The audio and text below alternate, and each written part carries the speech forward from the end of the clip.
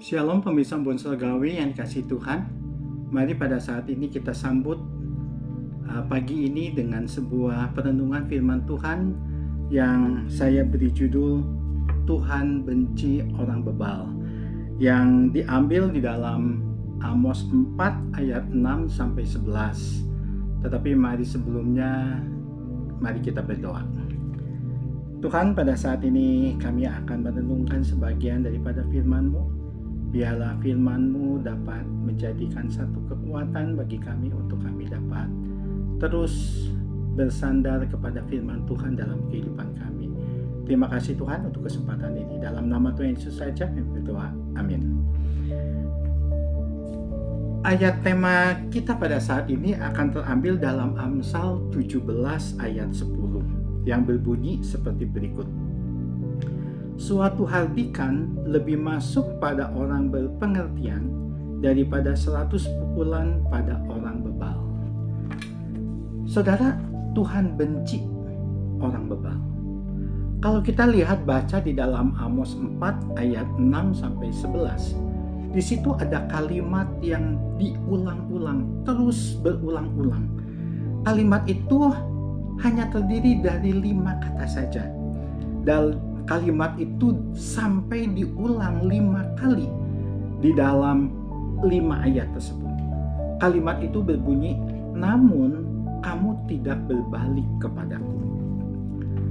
Saudara, ibarat seorang ayah, Tuhan sudah berkali-kali memukul, menghardik, dan juga menghajar orang Israel, entah dengan kelaparan, dengan kekurangan air, dengan gagal panen, dengan penyakit sampar, dengan bencana alam, dan lain sebagainya. Namun tetap saja mereka tidak mau bertobat.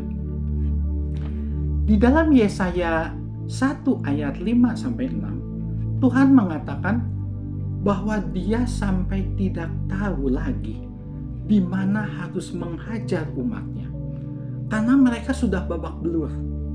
Tetapi mereka malah semakin jahat. Tidak heran jika mereka disebut bangsa yang tegar tengkuk. Alkitab memiliki sebutan untuk orang-orang seperti ini, yaitu orang bebal.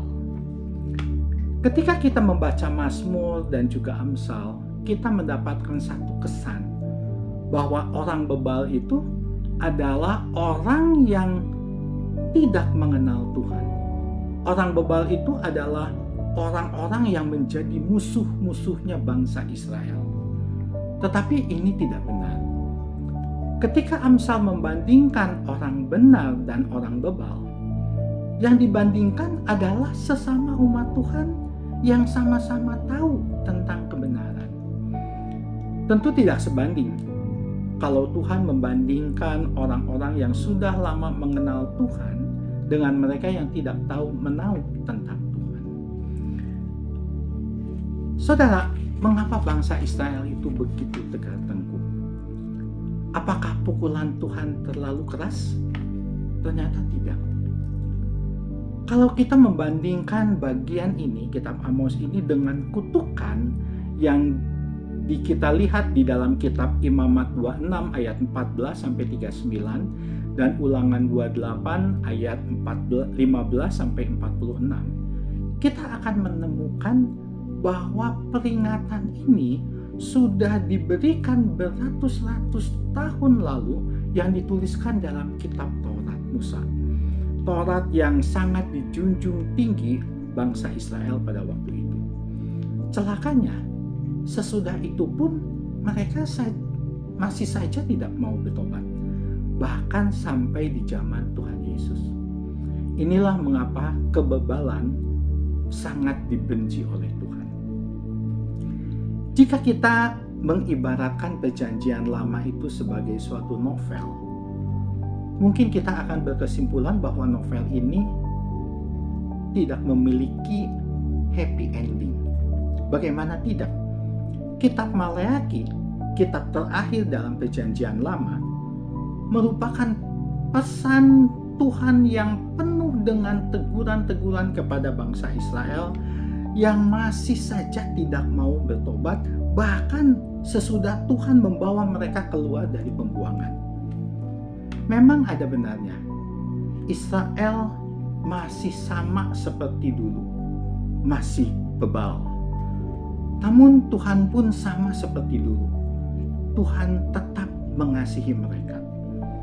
Itulah sebabnya mengapa kitab Maleakhi meskipun dipenuhi dengan teguran-teguran Tuhan, tapi dimulai dengan pernyataan gamblang dari Tuhan bahwa Dia mengasihi bangsa Israel dan bukan yang lain. Saudara bisa baca di dalam Maleakhi 1 ayat 2. Kalau kita iseng, saudara, sudah berapa kali kita mendengar firman Tuhan dari berbagai macam khotbah mingguan, khotbah kebaktian doa, khotbah tengah minggu, khotbah ikut camp, KKR, dan juga retreat dan lain sebagainya. Mungkin sudah ratusan kali kita mendengar firman Tuhan. Bahkan mungkin sudah ribuan kali kita mendengarkan firman Tuhan. Namun masalahnya, ketika kita mendengar firman Tuhan, respon apa yang seringkali timbul di dalam hati kita?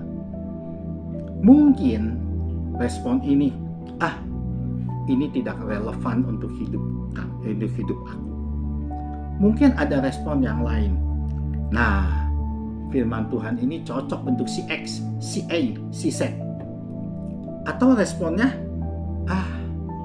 pengkhotbah ini tidak tahu apa-apa, masih minim jam terbang.